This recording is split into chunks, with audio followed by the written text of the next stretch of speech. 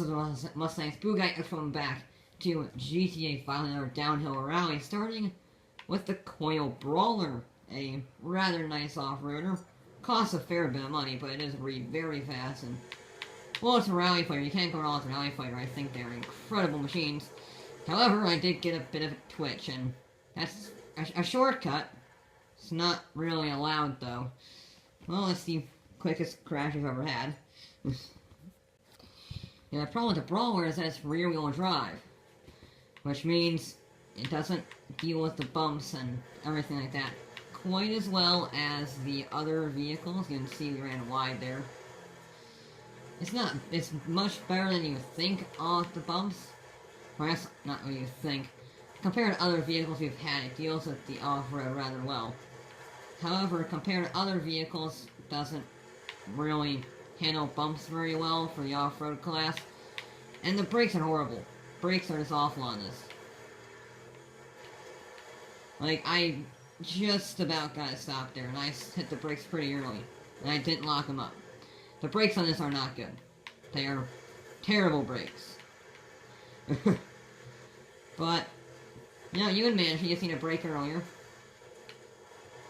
Now I braked super early. Then I didn't brake enough because I was way too early, and things just went wrong. Yeah, the Brawler, it's a great car in terms of aesthetics and everything, but it struggles with the turns, and it struggles with braking. The brakes are awful, the turning is mediocre. It's just a meh car.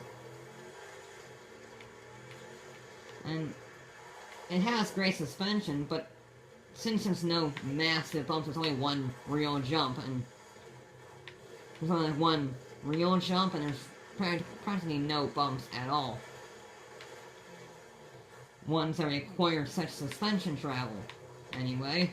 And that means that this vehicle struggles a lot, because there's not enough suspension usage that you need.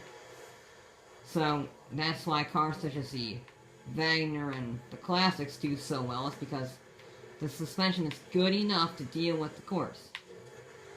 Because this, now it did do very well.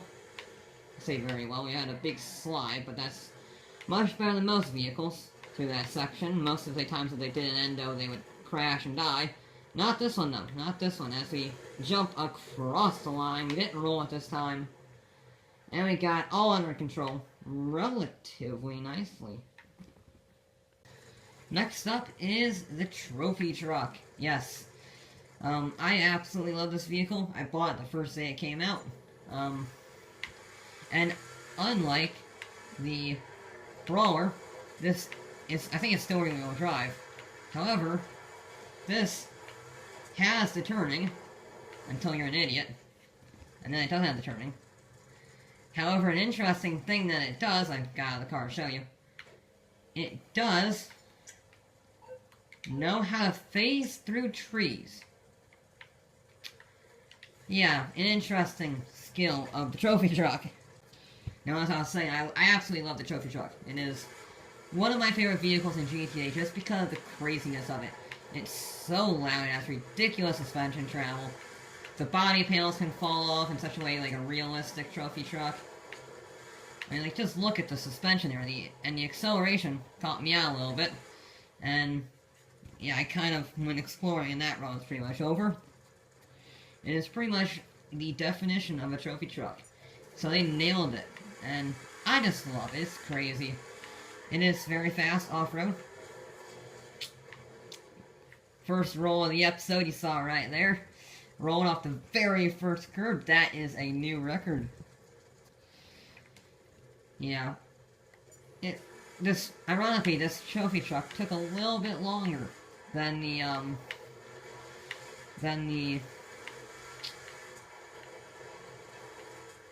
Bowler.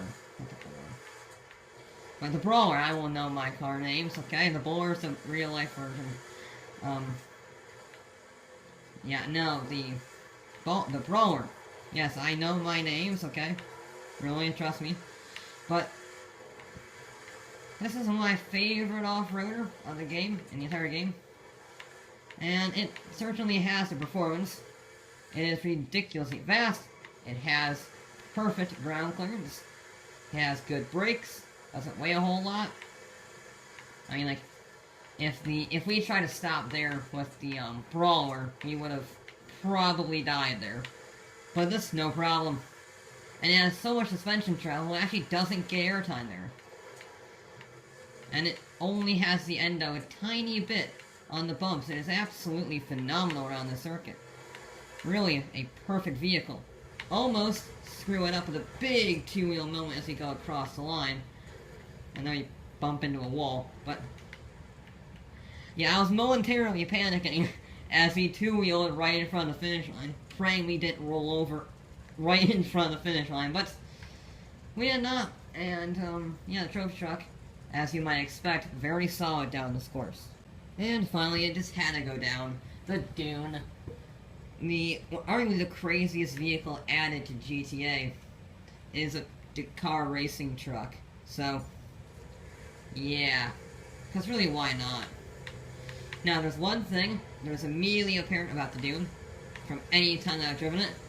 It loves to go up on the two wheels. Obscenely a lot. And if you get up on two wheels, it is very difficult to get it back down on two wheels. It is really spectacular, though, when you do save it. Because it likes to stay on two wheels. It doesn't really like to fall over that much, in all honesty. However, I mean, just look at it. It just doesn't fall over. It's amazing. I love the Dune for the craziness of it. I mean, like, really. What other vehicle in the game will two-wheel this much? I mean, I'm going the entire way down this straightaway pretty much, two-wheeling. And it stops. Its brakes are incredible. I stopped a little early there. Now, you have to be a little careful there. But I just love the Dune. It is incredible. And it's a giant truck and it has this much performance. It's amazing. It has incredible brakes. It has good acceleration, good straight line speed. It's not very durable given the size of it, but across the line. Yeah, technically across the line. I'm counting it, okay?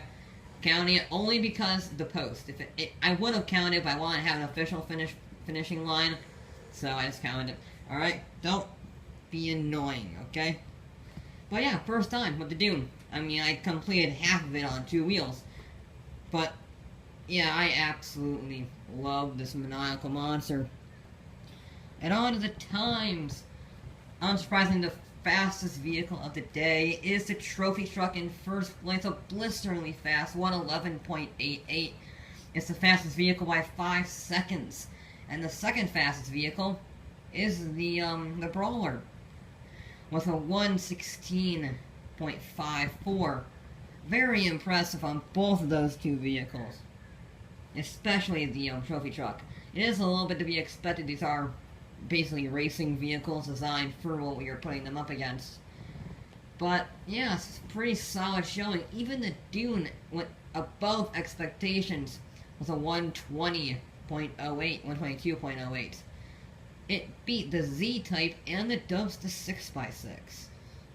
A giant truck that two-wheeled for half of the straightaway went faster than the Dubsta 6x6. That, I think, is the most remarkable thing. And the Dune surprised on the previous rally stage in GTA as well, doing very impressive there. But, yeah, all these vehicles were incredibly good around this course.